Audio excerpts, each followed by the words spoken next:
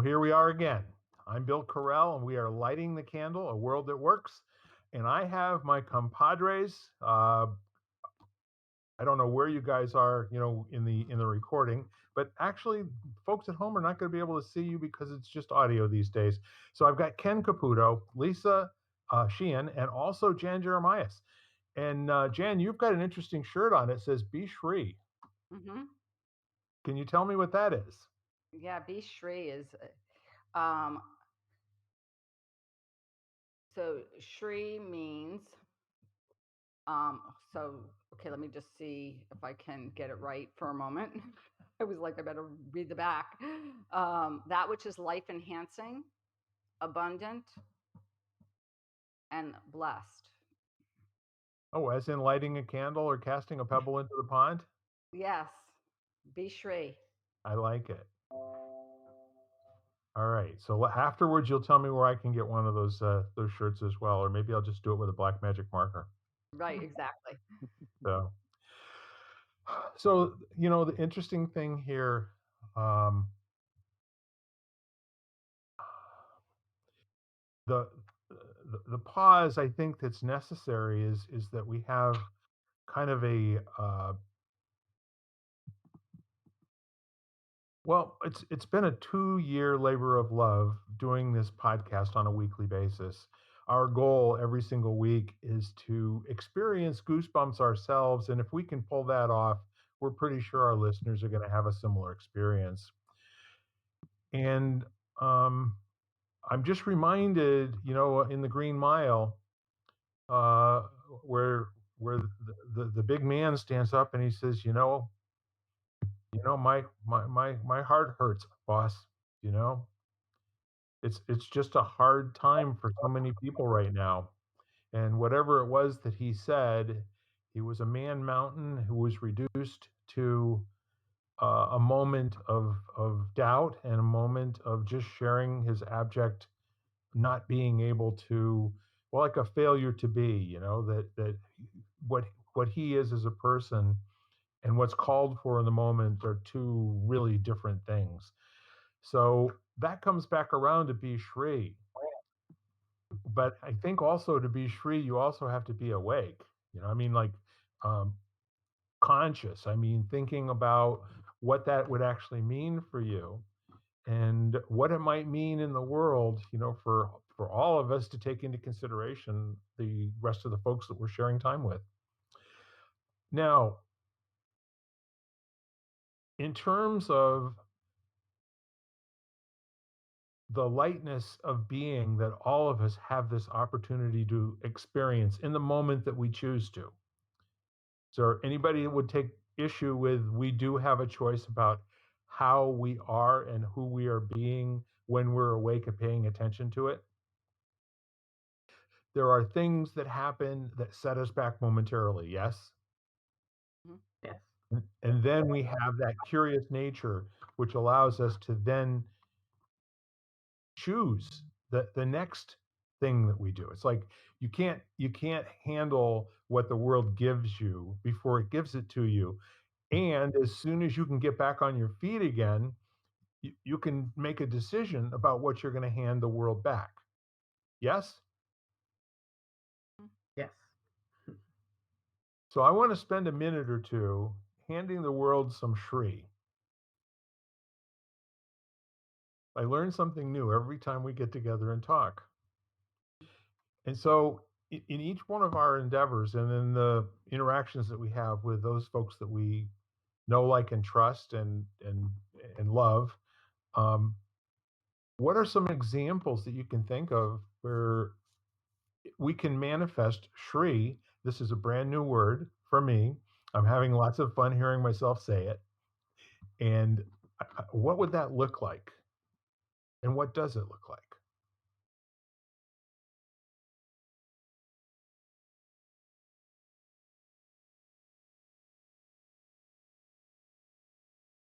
So I'll start and I'll give you an example. So I think for me this weekend was holding space for something for someone, and I'll say it was Tonka, my dog. When the fireworks started, it wasn't like I didn't wasn't sure they were going to happen. I didn't know. And it wasn't like I didn't prepare. I mean, I did all the things I know to do to help him. We went for a super long walk, so it would get him really tired. I gave him essential oil massage. He was wearing his thunder shirt. We did everything we needed. And then all he wanted to do was be in that space, have me close by, but he didn't really want me. Like, he came over and kissed me at one point, but he really just wanted to know I was there.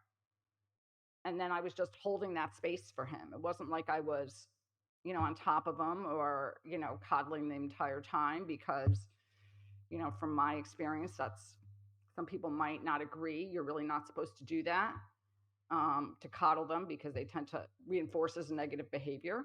And so they tell you not to. But I kind of just held the space for him. And to me, that at that moment, that was being Shree. That was being life enhancing, you know, trying to just create room for him. It almost sounds like, what Ken likes to say, meeting a being where they are, you know? Yeah.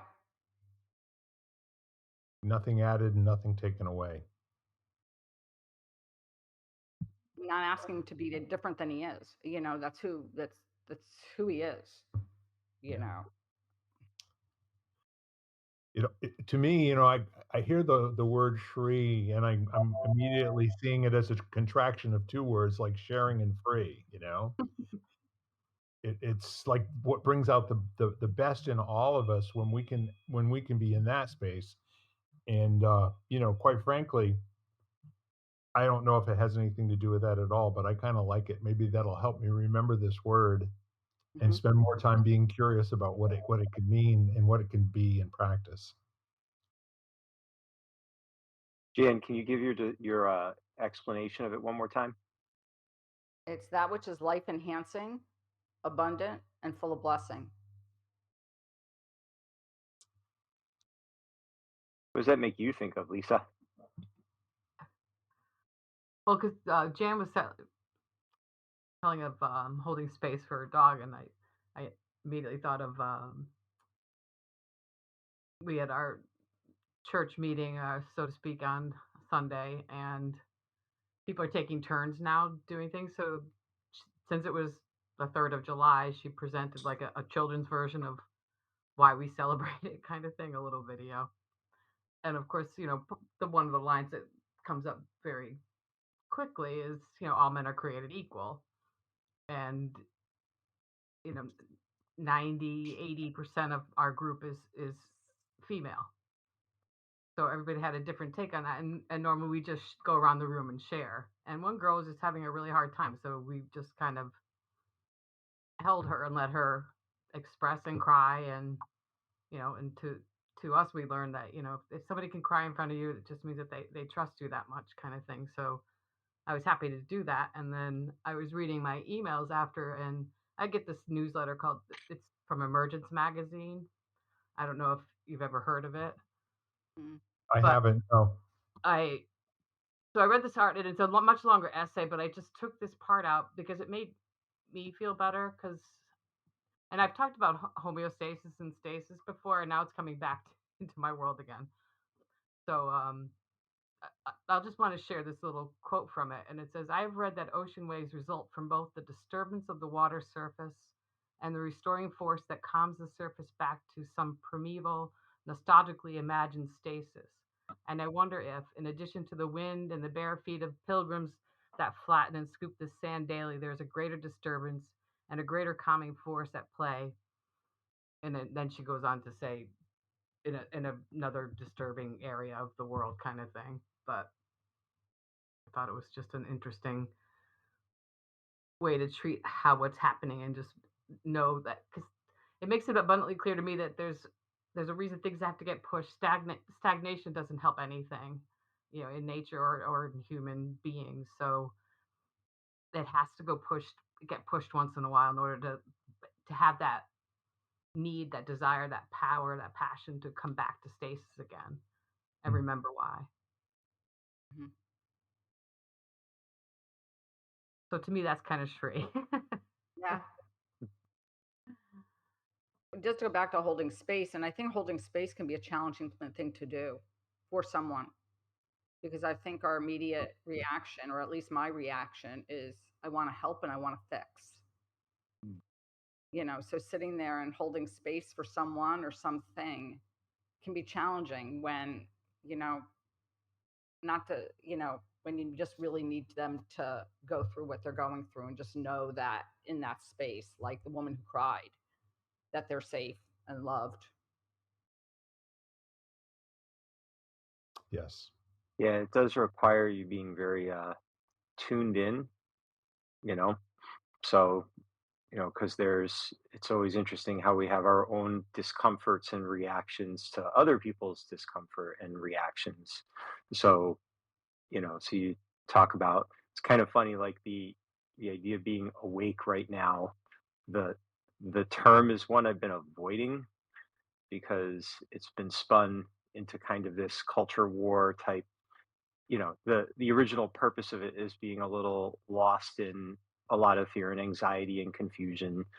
So so I kind of like aware, because awareness is just something you can have internally and externally without judgment, at least until someone figures out how to spin that into something that I have bad news for you, Ken. That you don't know it's already been spun is a good thing. Yeah, well, and it's kind of interesting. I mean, one of the things I'm toying with right now is, helping especially younger people learn to recognize who they can listen to, you know, because there's a lot of confusion with that and a lot of mistrust and, you know, so but it's just kind of interesting, like the having the self-awareness of how to prepare yourself for the difficult task of holding space for another sentient being.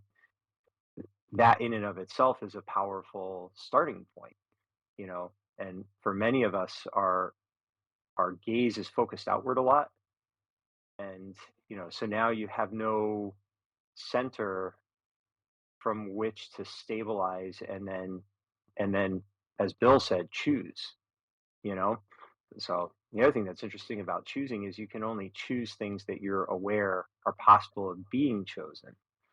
Mm. So I remember Carol Dweck in her book Mindset talking about a boy. They were saying, basically, you can learn, you can be better than you currently are as far as your grades, your schoolwork, that kind of thing. And this kid looked up, started crying, 14 years old, in and out of juvie, and said, "Are you telling me I don't have to be stupid anymore?" No. He didn't know he could choose to not be stupid because no one had ever opened that possibility up, and his environment held him in a place of believing he had inherited stupidity. That was just the only choice he had. So, so it's kind of an interesting thing.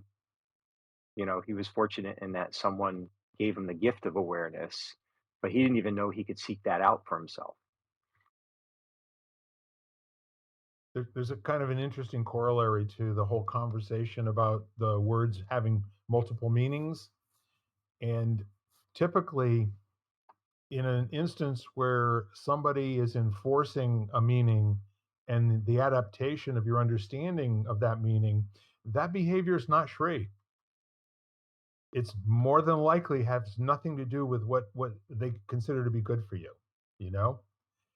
And otherwise, you'd be fully available to hear out things that you don't agree with for the curiosity satisfaction and in the understanding to come to a place of choice. And you can't ever have the gift of choice without having the gift of an open mind, which basically means that you can entertain both the ugly darkness and the shining bright light at the same time and have an equal, no loss of power in either one of those two experiences. And I think that's the thing where most people, kind of like, as Jan said earlier, I kind of want to make this go away for them, because my interpretation of where they are right now is it could be suffering. It could be something that I don't stand for. It could be something that I could possibly make a difference, with. And then there's still that choice, right? Do I make a difference, or do I just let them stand there and hold their hand or whatever else they need in the moment and just see how this works for them in terms of passing?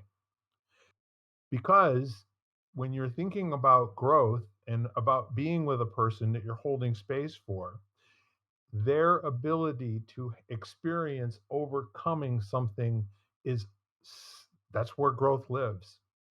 It's not where you and I are going to normally put ourselves. But the bad news is, to increase your capacity, capability, and strength, you have to go through painful circumstances from time to time and learn more about yourself through that experience. Did that sound like I knew what I was talking about? See, because that's me just trying to give you stuff to think about. But if you think about, in martial arts, if you think about it in yoga, if you're in, like, the difference between having a goal and mastery, you have the goal so you can accomplish the goal.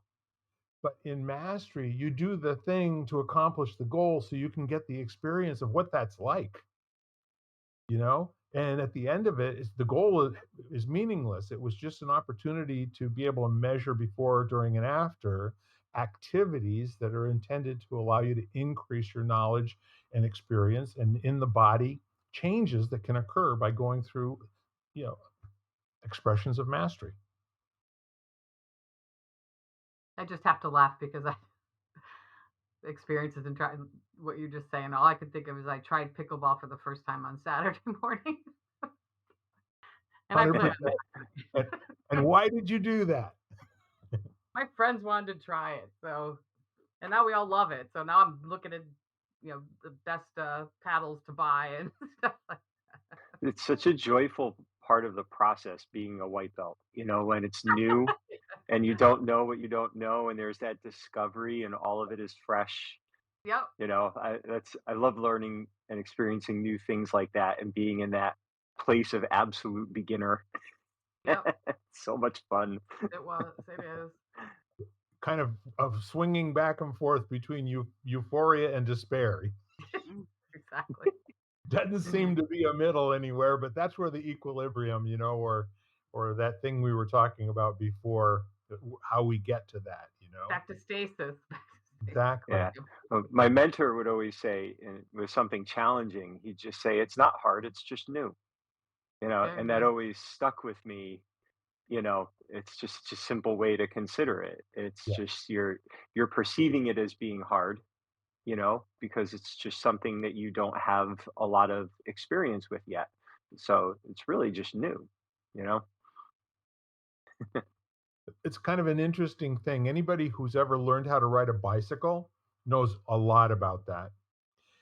But there's a distinction called balance, which might be, a synonym to stasis in some instances.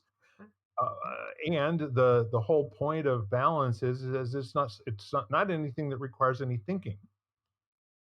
Balance uses your autonomic system, which allows you to be comfortable with being uncomfortable to the point where you can do weird things, like, being on a bicycle in a corner turn at 45 degrees when your whole body is telling you this is a bad idea. I shouldn't be doing this. But having had the experience of gaining balance, like in pickleball, I don't know what that thing would be where you cross over to the other side and there's now something in your body that you can return to. Uh, but people tell me that, that there is, with almost every sport, there are things that you can't do for a while till you can do them, and that's And that. bike riding was one of those things that somebody said you can't, no matter how much you read, no matter how many videos you watch, no matter what you do, you cannot learn how to ride a bike without doing it. 100%. And that distinction balance is what is the dividing line between all the time before and all the time afterwards. And you never ever lose the distinction of balance for the whole rest of your life. Kind of a cool thing. It is. See, now in mountain biking, the way you come to recognize balance is by not having balance. You fall off the bike a lot and you start to learn, what the edges are and what you can and can't do. And Right. So it's that feedback. It's the feedback of failure that actually improves skill over time. Yes. I think yoga is the same way Mm, because we do a lot of things which are, the whole idea of, when you do a binding pose where you bind your arms and you kind of do weird shapes, is this feeling of what it's like to be bound and what it's like to be unbound. And you don't know what it's like to be unbound until you bind yourself. And then mm, you have body awareness of wrapping yourself or wrapping your arms in a really strange, confined position. And then when you know what it's like when you spread your arms apart and then you're free. So it's that whole kind of, but to yeah, me, as I practice, it's always, and I think it's like this with a lot of things you look for, especially when it's new, you look for familiar things in that. So for me, I'm looking at the shapes and how they repeat themselves in every pose, like certain shapes. Like it's the same thing whether you're doing, like, you do it on the floor, you do it in the air or whatever, it's all the same shape. And it's looking for those commonalities, which helps you kind of learn and navigate new, you know. yeah. Interesting. Handstand leads to crow leads to a breakdancing baby freeze. That's right. Exactly. Exactly. I learned all of those things, and they all had their similarities exactly like you're talking about. It's so Yeah. funny. Exactly. Like, you learn, like, headstand to crow pose to, Yep. to whatever, Yeah. Well, I'll just sit here and be yoga inferior to everybody else in the room. No, no, no. But I was thinking about what Ken was saying in the beginning about that young adolescent boy who didn't know that he had the choice not to. But I think that sometimes it's reversed. Like I think how interesting it is when I know, I've been around people who, or children who were very ill, who didn't know that an option was not to get well. That wasn't given to them. Hmm. And they recover because the option of not recovering was not put forth. And so it was like, okay, this is just, I'm going to survive, I'm going to live. And so just how, I guess, the power of the mind and Hmm. or what we're told and how that influences what, what manifests or Yeah. what comes out. Well, there are so many metaphors for and so many different distinctions in almost anything having to do with physicality. Like for instance, um, stepping out of the way as opposed to taking a shot. You learn that in boxing. You learn that in karate, and the whole notion that there are choices that you can make, and the time to make them is before you get into the battle. Because if you haven't got the grounding of how you're going to behave when something comes up, and it's the same thing as you get to be a better football player or a better baseball player or whatever it is that requires eye-hand coordination and maybe involves other people and where they have a part of the routine, to play as well. All of that gets to be a habit. And it's the same thing for life. So that we get somebody like a Stephen Covey who, in the late 1970s or early 1980s decides that there are actually these 7 habits that, highly successful people have. And son of a gun, after he wrote it down, didn't we all kind of believe that this is a true story? There are 7 things. There's probably a lot more than that, but those 7 are distilled down into what's completely doable for almost anybody else. This, my friends, is what balance looks like in terms of practices that anyone can adopt and then have a highly successful and highly rewarding life. Can I speak something to that, Bill? Because this is something that's been Absolutely. coming up that's kind of interesting. So, because I still feel that was a wonderful book. And I find it interesting how there's a couple of different mindsets that end up being applied that may or may not amplify the value of that book. So for some people, they're offered something from someone who has developed a skill set and acquired some knowledge that he's looking to share, Right. and they immediately go to who are you to tell me this, or why should I believe this, or let me tell you why I think you're wrong, right? They go to that place, and then you have another mindset, kind of the opposite end of the spectrum, where they take it as gospel. This he's smarter than me, this must be true, right? So the interesting thing is, if you can find that, oscillate in the middle somewhere, where you're recognizing, okay, I think this is a trustworthy source. It's enough of a trustworthy source that I can see how this applies in the context of my own life, and then measure the result that I get, right? So there's an application part of it. And this is something that I find really interesting right now in a lot of conversations, is the the internal dialogue that's expressed outward is either I should believe this or I shouldn't, and I'm going to get caught up in the concept or the source, instead of making a decision as to how I can apply this, and then see what happens for me, and not get Right. distracted by what someone else tells me might happen for them, or why they think it may or may not work, or why I'm right or wrong. It's just what is true in the context of my own life. How's this working out? There's actually two habits that I hear you speaking about. The first one is to first listen to understand, and then to be understood. And if you take that approach, there are no conversations that you can't fully listen to. And the other one is go for win-win, or no deal. Those are the two positive outcomes in which nobody's diminished. Nobody's had to give up, their view of themselves before the conversation started. So you're either going to finish a conversation as win-win, and that's kind of like in the middle there, where you don't have to believe what they're saying and you don't have to distrust it. Neither one of those Yeah. is important in listening to understand. And so if you're curious about the language that's being used, and the emotion, all of the nonverbal communications that are involved in the situation, the understanding comes after the experience of having listened to it fully, and maybe even had some questions about it. You know what I mean? So when we're talking in terms of how people are using um, what somebody did 30, 40 years ago to enlighten people, and mostly, not that doesn't mean make them smarter, it means make them less heavy. Enlightenment is not that you're all of a sudden have the keys to the kingdom and you know what you're doing. It might just be that you don't have to carry the stuff around that don't know you're carrying.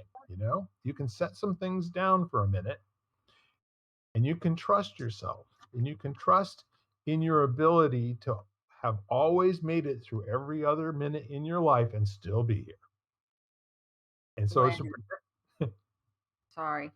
I was just going to say, it's just a predictable thing. You'll survive this too. Now, do you just want to survive it, or do you actually want to grow from it?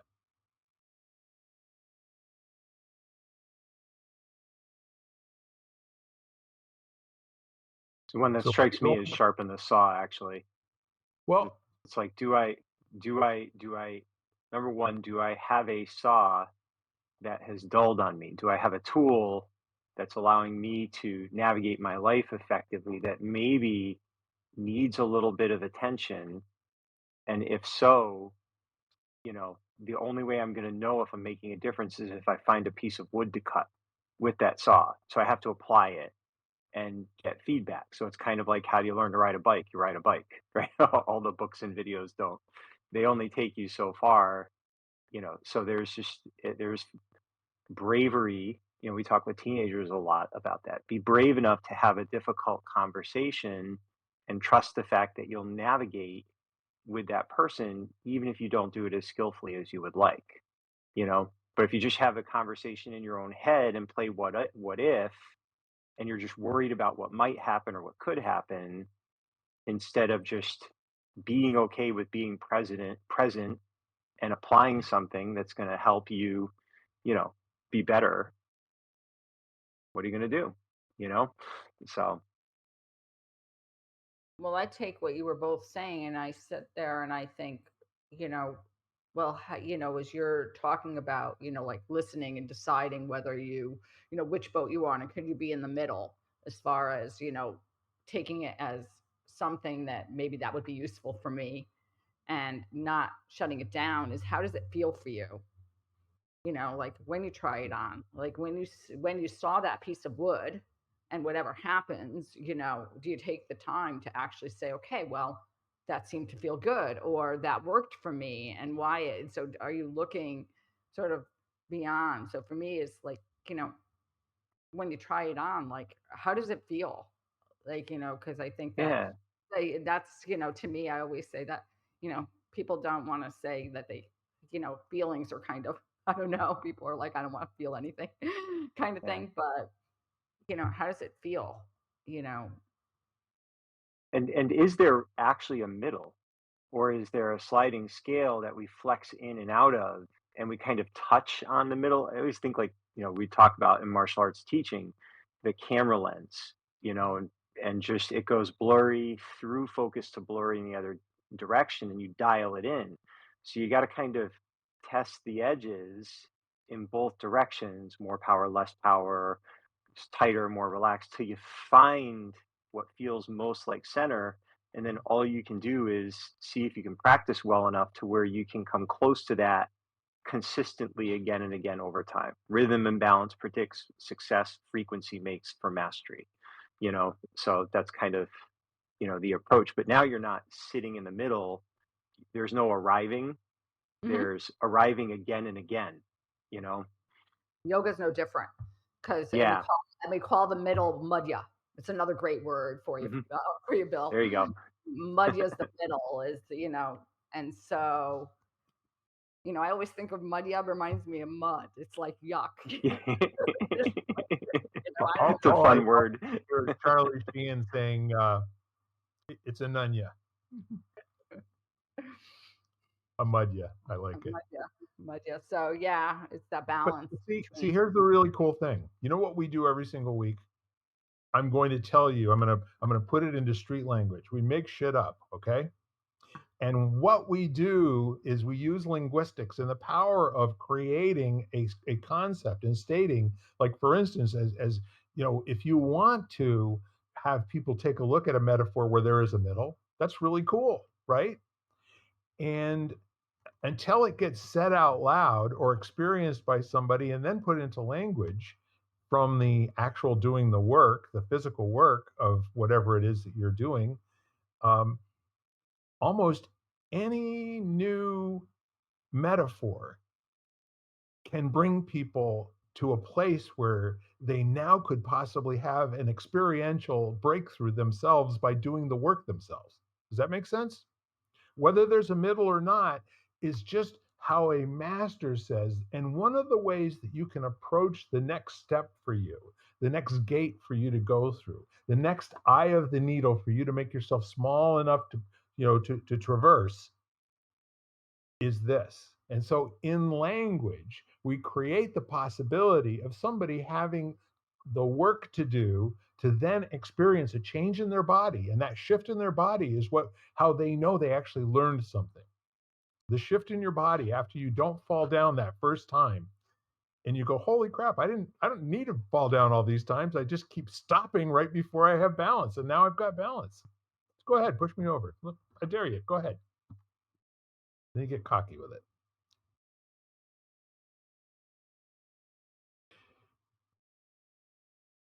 So the language in terms of,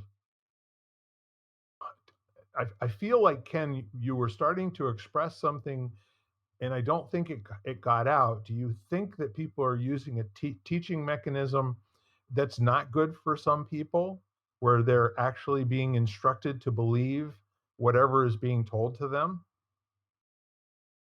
I What I'm recognizing is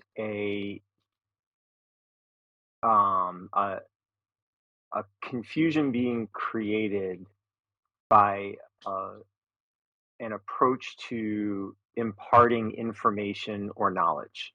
So, and I mean, it's really interesting. Like, whenever through the years, if someone reached out to me offering to, you know, some kind of consultant service, for example, for my business, the first thing I would do is start a conversation, and I'd pay attention to whether they asked questions or made statements.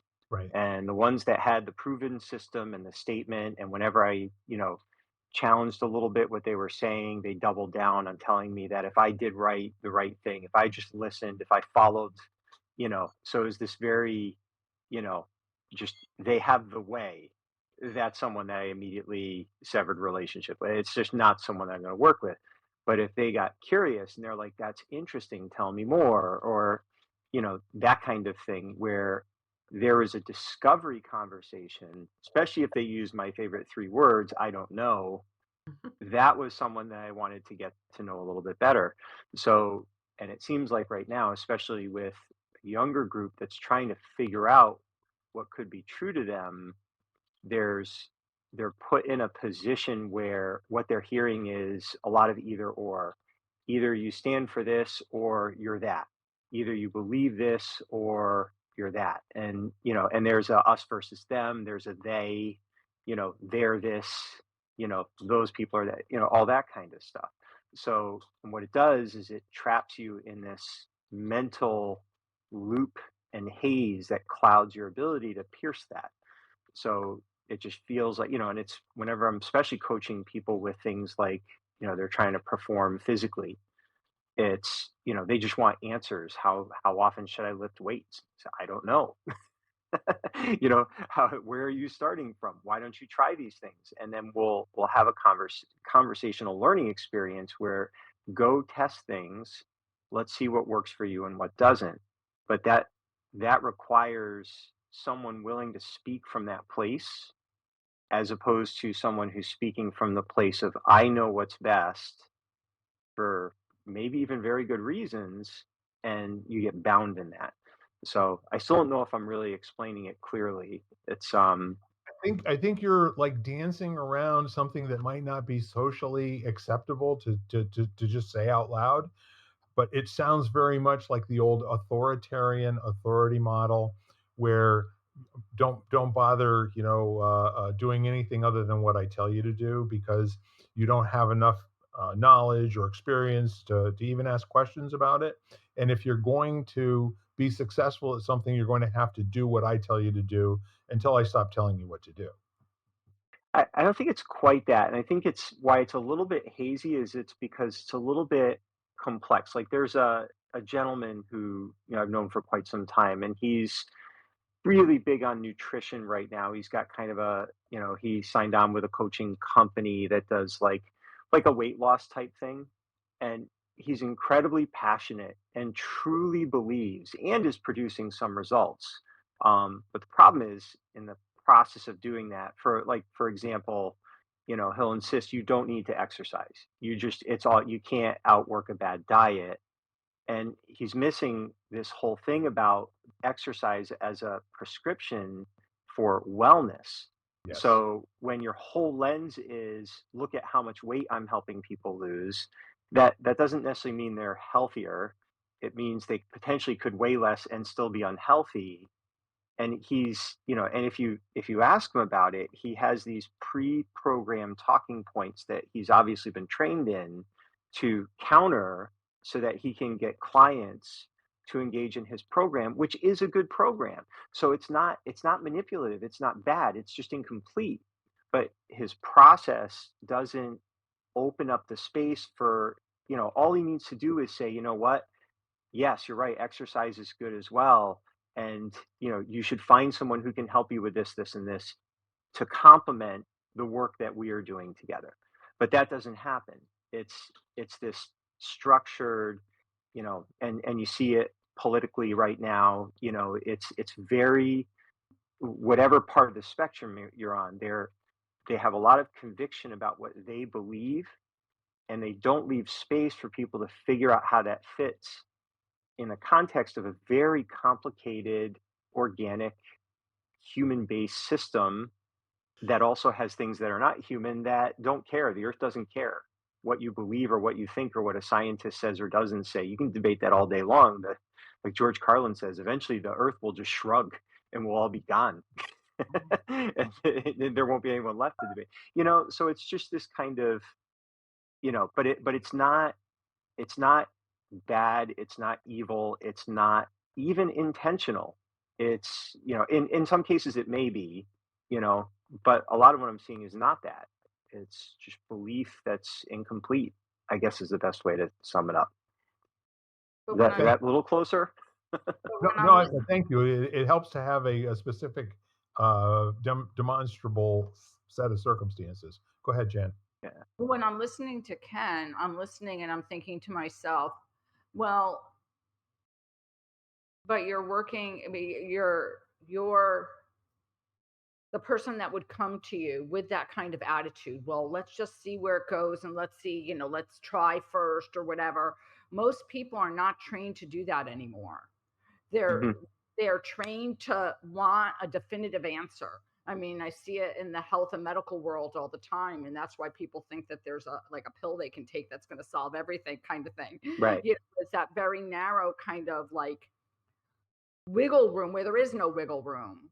It's just like I want to go to you and you're going to give me all the answers Yeah. and you Yeah. know so that ability for someone to say, okay, well, let's see how this unfolds or evolves with you and me Mhm. working together toward that goal is not often, like, I mean, I see it, you see it probably, but in general I don't know that a lot of people do anymore. Yeah, and it is I'm sure you've experienced this too. I mean, and definitely, for many years now, it's always terrified me how quickly people are willing to give over their power and Absolutely. just basically say, "You seem like you know what you're doing. You're knowledgeable. You seem like a together person. Here's my life. Fix me, please." And that always I'm like, "Nope." Nope, I'll be happy to, work with you and support you and provide you insight. But then I know people, genuinely good people, and a lot of times they come out of the other end recognizing the mistake, but they want to help. So they're like, "Okay, I'll take your life and I'll make it better for you." They're doing it from a genuine place. It's not manipulative. It's this belief that they have the ability to help, and now that person eventually that's going to stop working because no one can take your life and make it better. No one can. So then you end up with resentment and mistrust, and then that person's either going to double down or justify. So it gets very entangled, you know and you're right. I mean, the main thing I do is say, let's determine 5 practices, little things you can do daily, as best you can, as often as you can, that will prepare you in advance for the weather systems that will come and go in your life. Yeah. And that's not a fix, and it's not even an answer, and I'm not even telling I'm giving them categories and then some tools so that they can figure out how to do this for themselves. Because 'cause I'm like, "Look, in 28 days, I don't want you to need me anymore." This so but that's very disconcerting, you're right, for a lot of people because 'cause they're, "Well, what happens after 28 days?" "I don't know, we'll see." "I'm not abandoning you, but the intention is that you are going to figure out how to ask better questions, how to have awareness and discernment that you can apply to your life so that you can learn to navigate your own life." Yeah. So, yeah, but that's taking a pill and having it all get fixed sounds a heck of a lot easier, doesn't it? It's what everybody wants. No, Yeah. just give me Me the too. answer. I Me mean, really, too. I'll pay you whatever it costs. Just give me the answer. I'm I'll telling you, if write there the was a check right pill, now. I'd take it right now. Right, right.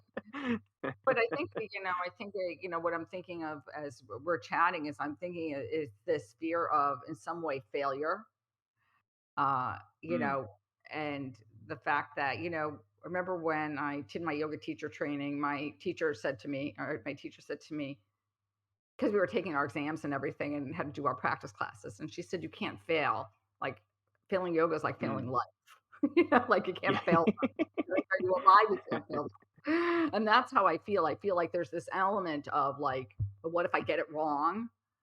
And looking at it as each thing I learn is a step forward. If Mm, I learn something from this, it's a step forward. Like I'm not where I was and I'm moving forward or moving out, hopefully moving forward, but I'm Yeah. moving out of the space I was in. And maybe I yeah. should say, maybe I shouldn't say forward, maybe, because that sounds positive, and maybe it'll be, it's just a step out of where I was. Yeah. Yeah. Yeah. Lisa, I feel like I've been talking too much. You need to say something. No. So all I can think of is you just described like every Facebook ad. You know, Yeah. you open, that's what they're promising you, and that's what people are believing in 21 days, 38 days, whatever, the 30-day program that you'll be fixed. And Yeah. there's a reason that they're an hour long videos too sometimes. And I've listened to some of those forever. They give you every reason why it's going to work for you. Right. Not Hmm. realizing that they're talking to any, 8 million views. So how can it Yeah. be? And they are counting that half of the people that listen will be the exact person who thinks there is somebody out there who can give me a red or a blue pill. Yep. And once I take it, and if it's but they're on an endless string of paying $2,000 or $3,000 a time for that next thing that's going to really really do it for them, and make a difference with their bank accounts and all the rest of that. But the interesting part of it is that the the idea that there are five practices that everyone needs to master in order to accomplish a goal that they have set is fundamental. I mean, this is thousands of years old. This is not some new marketing trick. And consulting is all about sitting down and customizing and designing those five mundane practices that will actually put a person in a space, having done the physical work, like how many calls you need to make, and how many cold calls you need to make, and how many hangups, and how many no's, and all of those things that we kind of worked through those in the 1990s, and we figured out that you don't sell things to people, you create lifetime relationships, and somehow that just seems to keep your bank account working. And now I see people back in that role again, where they're doing cold calls off of lists, and you know it's like, for God's sake, guys, you only have so many hours in your life that you can do things, and please don't spend 30 hours a week making cold calls to people, because that just doesn't work. What does work is getting up, getting dressed up, and going to meetings, and getting and making friends. I'm just telling you. So Mhm.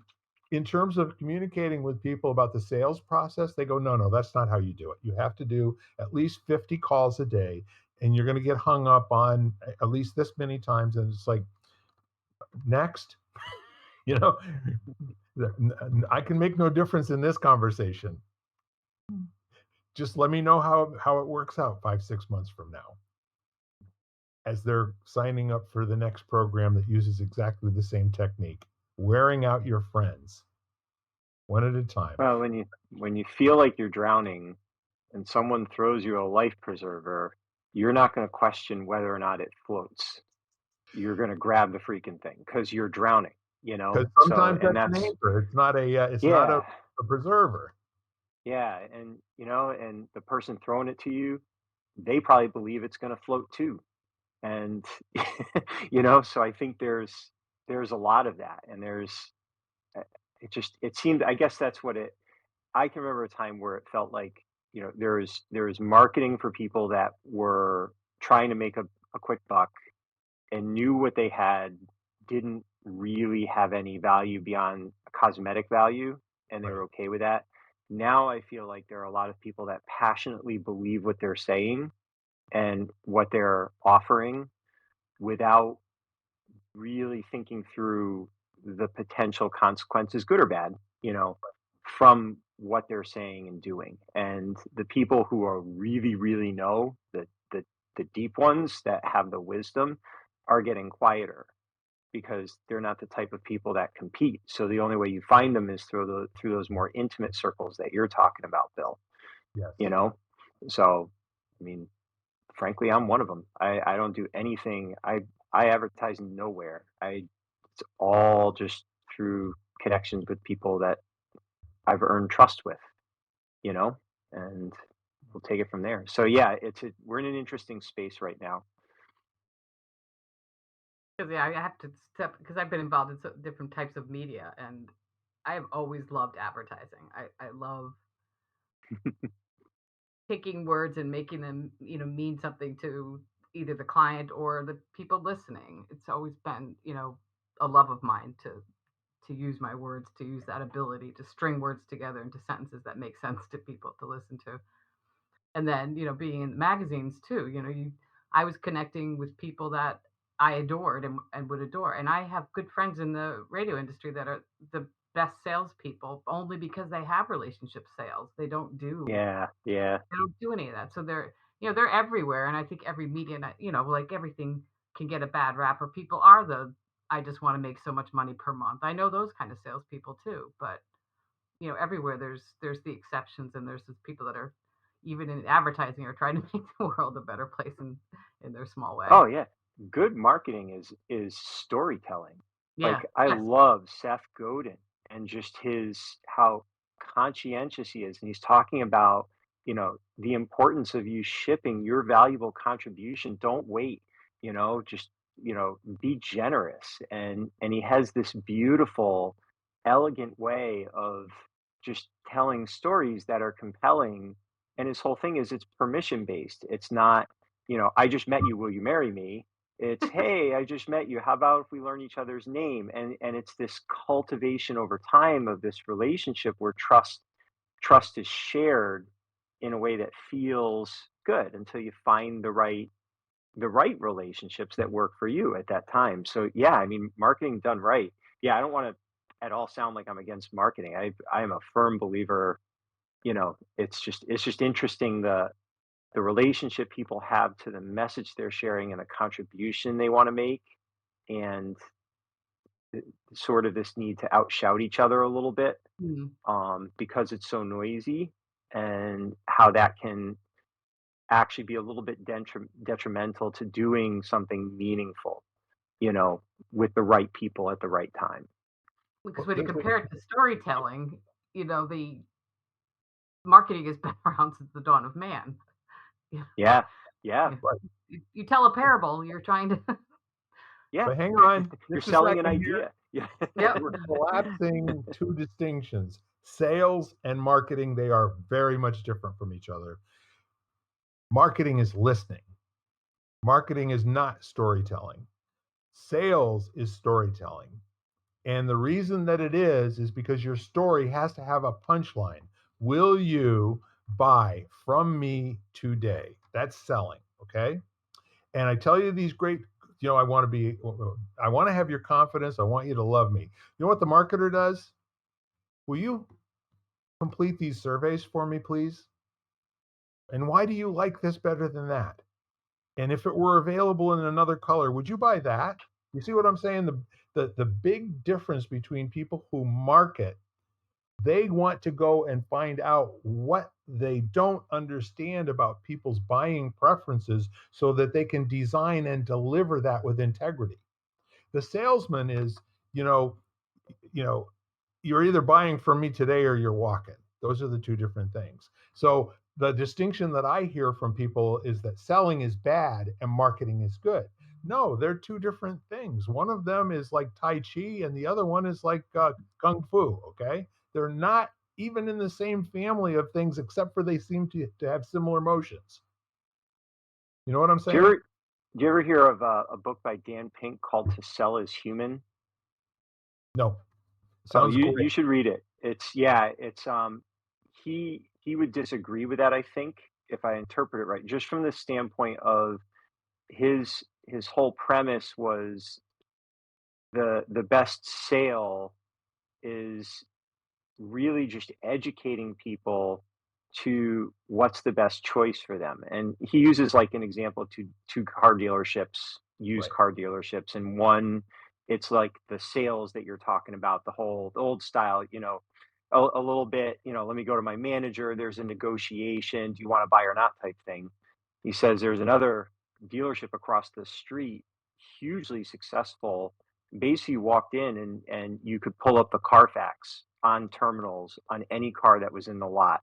Right. Everything was clearly listed. There is no hemming and hawing. It's this is the value, this is the history. They're just informing people. So the sale really wasn't, it was really almost an extension of the marketing and the technique was really just helping people over the hump of making the decision to actually exchange one resource for something that they felt equaled it in value or exceeded it. So it was very interesting. And frankly, like our whole enrollment process in martial arts, no one we do not I train no one in sales anymore. There Right. is no sales training. We share the story, we share the experience, we give them their options and help them figure out which one works best for them, including not enrolling, and then they choose, and that's it, you know? So it's Well, kind of interesting. so here's the distinction that I think is getting stepped over, Ken, for our listeners' edification. Marketing is all of that historical knowledge, what you've learned that people would rather come in and sit down in a Carfax situation and not be pressured by some, shiny person wearing brand new clothes and all the rest of this and being, asked repeatedly, do you want to buy? Do you want to buy? Do you want to buy? Where the marketing effort on the other side of the street, they chose to go the easy route, which is we'll get our customers in here, we'll treat them like things, we'll beat them up until they either buy from us and then we'll hound them because we're going to get all of their information. Where do they live? And, what. So the marketing aspect of it was, how do you want to ask for a sale? Do you see those Mm. two different Yeah, techniques? yeah, yeah, yeah. Yep. Marketing gets you into that transaction approach where you will ask for business and the transaction is separate from the marketing. There's no transaction in marketing other than gathering information, sharing information, and using that as an input, for the technology to produce a better mousetrap. Do I know what the dictionary says? Sure.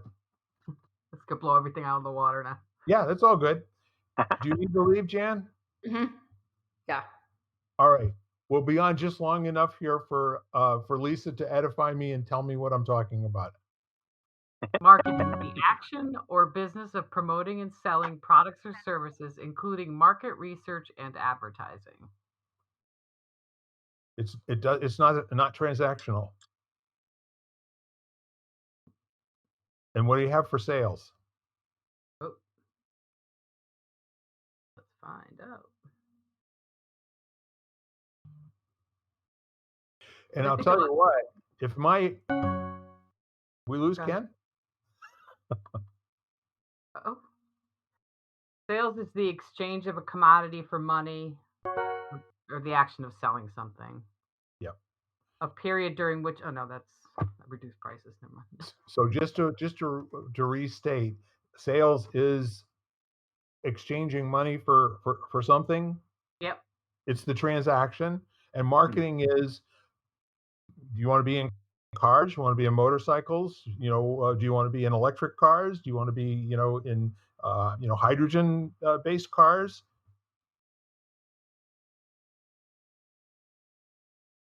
And in many cases, marketing is that part of the engineering cycle where they never really are completely sure that someone is going to buy it until the marketing is finished. And then that's when they design the product. That's when they go to market with it and offer it for sale. And then you can either have the annoying salespeople or you can have the Carfax guys that are basically, Right, right. thanks for coming in. Would you like to have a cranberry cupcake? No. No. So anyhow, I love this conversation. And you can tell what my commitment to the world is that the empowerment cycle lasts long after a sales cycle. It is a whole lifetime of getting to know each other and trusting and liking.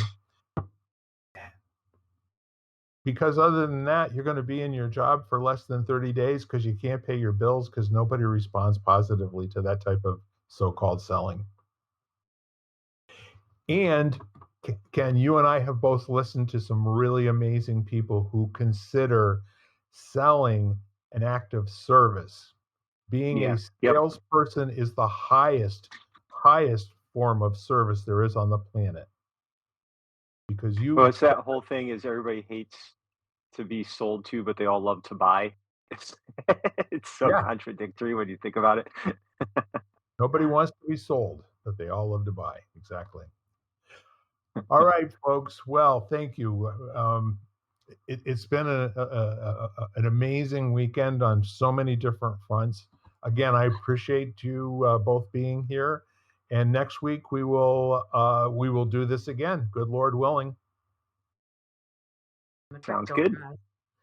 So thanks again, lighting the candle, a world that works. Bill, Lisa, and Ken, and have fun out there.